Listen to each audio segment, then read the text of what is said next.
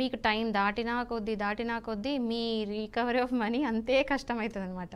So మీరు తప్పు చేయొద్దు, మ్యాక్సిమం చేయొద్దు. ఒకళ్ళు తప్పు చేసినా తొందరగా అందులో నుంచి రియలైజ్ అయ్యి రికవర్ అయ్యి ఆ మెంటల్ టెన్షన్ నుంచి స్ట్రెస్ నుంచి బయటకు వచ్చి ఇమ్మీడియట్గా కంప్లైంట్ చేయండి.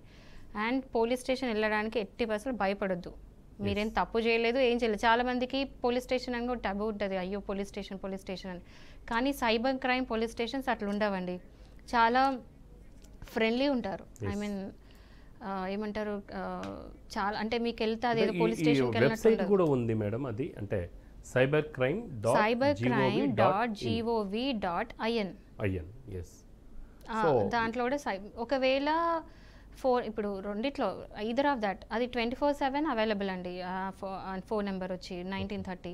సో మెయిన్ సీనియర్ సిటిజన్స్కి ఇవన్నీ అవేర్నెస్ ఉండదు, ఐడియా ఉండదు. ఎవరైతే ప్రోగ్రామ్ చూస్తున్నారో పిల్లలు కానీ ఎవరైనా కానీ మీ ఇంట్లో ఉన్న పెద్దవాళ్ళకి చెప్పండి, మీరు ఎడ్యుకేట్ చేయండి. మీ ఇంట్లో ఉన్న వాళ్ళ ఫ్యామిలీ మెంబర్స్ని ఎడ్యుకేట్ చేయండి. మీ మమ్మీయే కావచ్చు, మీ నాన్నే కావచ్చు, మీ తాతలే కావచ్చు, అమ్మమ్మ ఎవరైనా ఇంట్లో ఫ్యామిలీ వాళ్ళకి ఎడ్యుకేట్ చేయండి.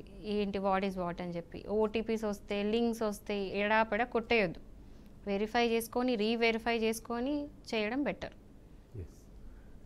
మళ్ళీ ఇంకోటి మేడం, మనం ఆన్లైన్ ఫ్రాడ్ ద్వారా కోల్పోయిన డబ్బులు అంటే మీరు చెప్పారు గోల్డెన్ అవర్ అంటే 1 అవర్లో వాళ్ళకి మనం ఇచ్చేయాలి.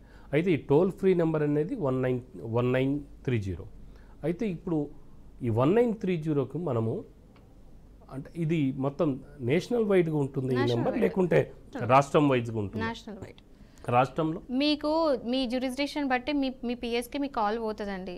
అది మీ ప్రాబ్లం కాదు. ఇంకా మీకు ఒక్కసారి 1930కి ఒకవేళ మీకు సపోజ్ అవైలబుల్ లేకపోతే అప్పుడు సైట్లో కంప్లైంట్ పెట్టవచ్చు.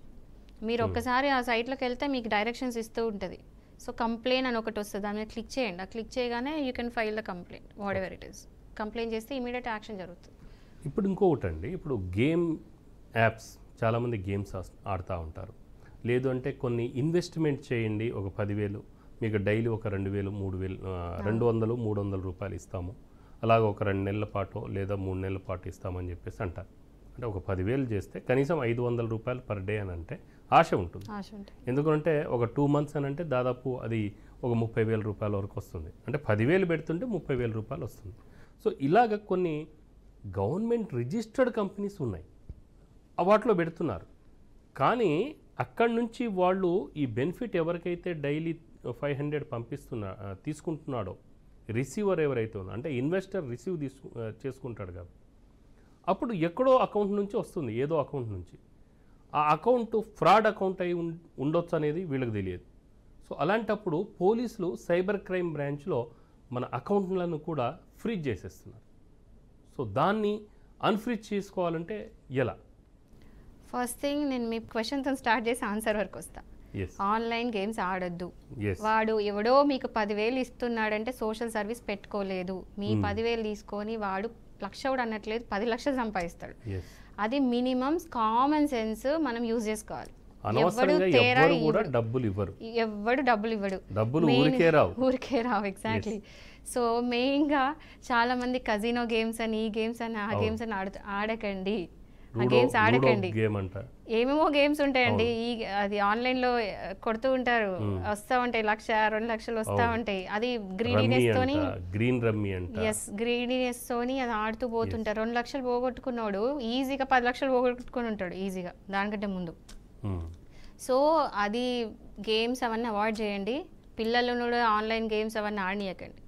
First point. మీ ఆన్సర్ వరకు వస్తే ఒకవేళ సపోజ్ మీ అకౌంట్ మ్యాక్సిమం ఫ్రీజ్ చేయరండి, ఎందుకంటే ఎంక్వైరీ జరుగుతుంది. ఇప్పుడు మీరు ఒకసారి కంప్లైంట్ పెట్టారు అంటే ఏ అకౌంట్ నుంచి ట్రాన్స్ఫర్స్ అవన్నీ వాళ్ళు వెరిఫై చేసుకుంటారు. Police will do their work. So వాళ్ళు చూసుకున్నప్పుడు మ్యాక్సిమం ఇది ఫ్రీజ్ కాదు. బట్ ఒకవేళ ఇన్వెస్టిగేషన్లో పార్ట్ ఆఫ్ ఇట్ ఏదైనా అవసరం ఉంటే మీరు ఫ్రీజ్ చేస్తారు. ఎందుకంటే మీ దగ్గర నుంచి మళ్ళీ మీ దగ్గర నుంచి ఎక్కడికి వెళ్ళదు, మీ మనీ మీ దగ్గరనే ఉంటుంది. బై ఛాన్స్ మీద ఫ్రీజ్ అయింది అనుకోండి, మీరు వెళ్ళి కోర్టులో కేసు వేసుకోవచ్చు. ఎందుకంటే మీ ఫండమెంటల్ రైట్ మీద అది వయలేట్ చేసినట్టు. మీ అకౌంట్ ఎవరో వచ్చి ఫ్రీజ్ చేయలేరు until unless there is a proper reason. So reason లేకుండా కనుక ఫ్రీజ్ చేస్తే మీరు వెళ్ళి మీ జ్యూరిస్డిక్షన్లో మీరు కంప్లైంట్ ఇచ్చుకోవచ్చు. మీరు కోర్టుకు వెళ్ళి యూ క్యాన్ సీక్ జస్టిస్, అంటే అన్ఫ్రీజ్ చేయమని చెప్పేసి. అంటే ఎక్కడికి వెళ్ళాలండి? ఇప్పుడు మీ లోకల్ జ్యూరిస్డిక్షన్కి వెళ్ళి మీ పోలీస్ స్టేషన్లో ఫస్ట్ కంప్లైంట్ పెట్టారు. First complaint. Then you can go to the district court. పర్టికులర్గా ఇప్పుడు ఇంత అమౌంట్ ఉంది, ఎగ్జాంపుల్ నాకే ఒక 50,000 రూపీస్ నా అకౌంట్లో ఉంది, నా కేసే అనుకోండి. సో ఒక 50,000 రూపీస్ నా అకౌంట్లో ఉంది, అది ఫ్రీజ్ చేసేసింది, cyber crime police department freeze చేసింది. సో దాన్ని అంటే లోకల్లో సరిపోతుంది అది? యా, మీ జ్యూరిస్డిక్షన్ ప్రొసీజర్ ఏంటండి? ఫస్ట్ పోలీస్ స్టేషన్ కంప్లైంట్ వేయండి ఫస్ట్ వెళ్ళి, ఎందుకంటే అది క్రిమినల్ కేసు అండి. ఎండ్ ఆఫ్ ద డే అది చీటింగ్ కేసు. ఓకే, మీ అకౌంట్లో వచ్చినాయి, ట్రాన్స్ఫర్స్ అయినాయి, ఫ్రీజ్ అయినాయి, అదంతా end of the day criminal case. So వెళ్ళి మీ ఎక్కడైతే జ్యూరిస్డిక్షన్లో వస్తుందో అక్కడ వెళ్ళి ఆ పిఎస్లో కంప్లైంట్ ఇవ్వండి, వాళ్ళ ఇన్వెస్టిగేషన్ స్టార్ట్ అవుతుంది. జ్యూరిస్డిక్షన్ అంటే మనం ఉండే ఏరియా, ప్రాంతం, మీరుండే ఏరియా, మీ ఆధార్ కార్డ్ ఎక్కడ ఉంటుంది ఓకే అక్కడ. కానీ బ్యాంకుకు సంబంధం లేదు ఇక్కడ, బ్యాంక్ ఏరియా, మీ ఏరియాలో మీరు ఎక్కడైతే మీరు ఉంటారో అక్కడికి వెళ్ళి మీరు కంప్లైంట్ చేయొచ్చు. అండ్ ఇందులో కూడా జ్యూరిస్డిక్షన్స్ ఉంటాయి అనుకోండి. ఇప్పుడు 50,000 బిలో ఉందనుకోండి, ఒకవేళ ఫ్రాడ్ ఈ క్రైమ్ అనేది సైబర్ క్రైమ్ అనేది 50,000 కింద అయిందనుకోండి, మీ జ్యూరిస్డిక్షన్ అంటే మీరైతే మీ కన్సర్న్డ్ పిఎస్ ఏదైతే ఉంటుందో అక్కడికి వెళ్ళి కంప్లైంట్ ఇవ్వచ్చు. ఒకవేళ 50,000 అబవ్ ఉన్నదనుకోండి, మీరు direct cyber crime police station ఉంటుంది సైబరాబాద్లో, అక్కడికి వెళ్ళి కంప్లైంట్ ఇవ్వచ్చు. 50,000 నుంచి 50,000 పైన ₹1 ఎక్కువ ఉన్నా కూడా 50,000 నుంచి ఆల్మోస్ట్ 3 కోట్ల వరకు. ఓకే, ఆ తర్వాత ఇంకా సెంట్రల్ లెవెల్ అంటే వాళ్ళు ఎక్కడెక్కడో నుంచి ఫ్రీజ్ చేసి ఉంటారు కదా, సో వాళ్ళ దగ్గరికి వెళ్ళాలా, వాళ్ళ పోలీస్ స్టేషన్? లేదండి, మీరు ఎక్కడ ఉంటారో మీరు ఇమీడియట్ గా ఇక్కడ టైం ఫ్యాక్టర్ అనేది చూసుకోండి. మీరు ఎంత టైం ఒక హార్ట్ అటాక్ వచ్చినట్టు, లిటరలీ హార్ట్ అటాక్ వస్తే మీకు ఏం చేస్తారు, ఇమీడియట్ హాస్పిటల్ అడ్మిట్ చేస్తారు కదా, పేషెంట్ బతుకుతాడు. ఇక్కడ కూడా అంతే, మీకు టైం అనేది ఇంపార్టెంట్ ఫ్యాక్టర్. ఎంత తక్కువ టైం అంటే అంత వాళ్ళకంత ఈజీ అవుతుంది, ఇన్వెస్టిగేషన్కి, ఎంక్వైరీకి, అన్నిటికీ ఈజీ అవుతుంది. మేడం చెప్పండి, ఇప్పుడు డిజిటల్ అరెస్ట్ అంటే ఏంటి? డిజిటల్ అరెస్ట్ అనేది ఈ మధ్య చాలా వినిపిస్తుంది, దాని అసలు డిజిటల్ అరెస్ట్ అంటే ఏంటి, దాని ఏ విధంగా అంటే మామూలు ప్రజలకు అర్థమయ్యేటట్టు చెప్తా. సపోజ్ ఇప్పుడు మీరున్నారండి, ఒక పర్సన్ ఉన్నారు, మీరు వద్దు కానీ ఒక పర్సన్ ఉన్నారు, ఆ పర్సన్కి సడన్గా ఒక పార్సల్ వస్తుంది, ఏదో ఒక పార్సల్ వచ్చేస్తుంది. వచ్చిన తర్వాత మీరు అది ఓపెన్ చేస్తారు, చేయరు, అది అందులోపల ఏదో ఉంటుంది, వెంటనే మీకు కాల్ వస్తుంది. ఏమంటారంటే నేను పోలీస్ని మాట్లాడుతున్నా, అందులో డ్రగ్స్ ఉన్నాయి, లేకపోతే ఏదో ఇల్లీగల్కి సంబంధించిన వస్తువులు ఉన్నాయి, మీరే ఇదంతా చేస్తున్నారు అని మాకు తెలుసు, సో ఇప్పుడు మిమ్మల్ని వచ్చి అరెస్ట్ చేస్తా అని చెప్తారు. ఆ తర్వాత ఏం చేస్తారంటే లిటరలీ మిమ్మల్ని ఎవరితో మాట్లాడనివ్వరు, ఎవరిని రీచ్ కానివ్వరు. అంటే మీ ఫ్రెండ్స్ కానీ, మీ ఫ్యామిలీ ఫ్రెండ్స్ కానీ, రిలేటివ్స్ కానీ, అయ్యో నాకు ఇది జరిగిందని చెప్పుకోవడానికి కూడా మీకు అవకాశం ఇవ్వరనమాట. సో అట్లా మీకు ఒక 3 గంటలు, 4 గంటలు, 5 గంటలు మిమ్మల్ని ఒక దాంట్లో ఒక ట్రాన్స్లో పెట్టేసి మిమ్మల్ని మీరే ఆబ్వియస్లీ మీరు భయపడతారు ఆ టైంకి. ఆ భయంని యూజ్ చేసుకొని మీ దగ్గర ఉన్న మనీని ఎక్స్ప్లాయిట్ చేస్తారు. ఆర్ ఒకవేళ విమెన్ అనుకోండి, ఆడవాళ్ళే అనుకోండి, అది వేరే విధంగా ఎక్స్ప్లాయిట్ చేసే ఛాన్సెస్ ఉన్నాయి మీకు. అంటే మీరు అర్థం చేసుకోవాలి, ఇంకా ఉమెన్కి ఎలాంటి సంబంధించిన క్రైమ్స్ ఉంటాయో అలా చేయొచ్చు. సో ఈ ప్రాసెస్ మార్ఫింగ్ చేస్తారు, బెదిరించి బ్లాక్మెయిల్ చేసి ఇప్పుడు నువ్వు ఏం చెప్తే అది చేయాలి, నువ్వు ఇది చేయి, ఇది చేయి, సెక్స్టార్షన్స్ చేస్తూ ఉంటారు, ఇది చేయండి, అది చేయండి, అవి వీడియో చేస్తారు, ఆ వీడియో రికార్డ్ చేసి మళ్ళీ అదొక బిజినెస్ అది. సో ఆడవాళ్ళు కూడా ఈ డిజిటల్ అరెస్ట్లో చాలామంది ఇరుక్కున్నారు. అండ్ వాళ్ళు చాలా మటుకు భయపడతారు, చెప్పరు, అక్కడికే వదిలేస్తారు కొంతమంది. బట్ దెన్ అది ఎప్పటికైనా ప్రాబ్లమే వాళ్ళకి, ఫ్యూచర్లో కూడా వీడియోస్ అవన్నీ లీక్ అయితే ప్రాబ్లమే కదండి. సో ఈ ప్రాసెస్ అంతా దాన్ని డిజిటల్ అరెస్ట్ అంటారు అనమాట. 3-4 గంటలు మిమ్మల్ని ఒక ఒక భయం నుంచి మీ వాళ్ళకి ఏం కావాలో చేపించుకొని అప్పుడు వదులుతారు. సో బేసికల్గా ఏమవుతుందంటే మనీ పోతే ఒక దిక్కు, భయంకి ఉంటారు, అరే నేనేం చేసిన తప్పు, నేనేం చేయలేదు, నన్ను ఈ కేసు అంటున్నారు, ఆ కేసు అంటున్నారు. అది మీరు అనలైజ్ చేసుకున్న వరకే సగం టైం అయిపోతుంది. అరే నేనేం చేసిన, ఇది నాది కాదు, ఈ పార్సల్ నాది కాదు, అసలు ఎట్లయింది, ఏమైంది అని ఆలోచించుకుంటాం. ఆ భయం అనేది ఉండిపోతుంది, ఒక ప్యానిక్ స్టేజ్లో ఉంటాం. సో అందులో నుంచి రియలైజ్ అయ్యి బయటకు వచ్చి కంప్లైంట్ ఇచ్చే వరకు too late. So mostly target ఎవరు ఉంటారంటే ఫస్ట్ సీనియర్ సిటిజన్స్ ఉంటారండి.